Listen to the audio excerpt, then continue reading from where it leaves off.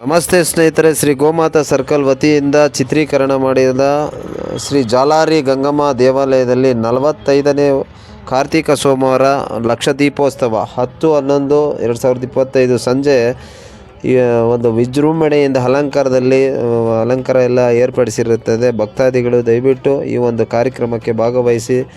ದೀಪದ ಒಂದು ಅಲಂಕಾರಗಳು ವಿಶೇಷವಾಗಿರುತ್ತದೆ ಮತ್ತು ಒಂದು ತಾಯಿ ಆಶೀರ್ವಾದ ಎಲ್ಲರಿಗೂ ಕೃಪಾ ಕಟಾಕ್ಷ ಸಿಗಲಿ ಅಂಥೇಳಿ ಕಾರ್ತಿಕ ಸೋಮವಾರ ಹಾಗೂ ಮತ್ತು ಲಕ್ಷ ದೀಪೋತ್ಸವ ಎಲ್ಲರಿಗೂ ಶುಭಾಶಯಗಳು. ಶ್ರೀ ಗೋಮಾತಾ ಸರ್ಕಲ್ ಚಿತ್ರೀಕರಣ ಮಾಡಿರುವಂಥ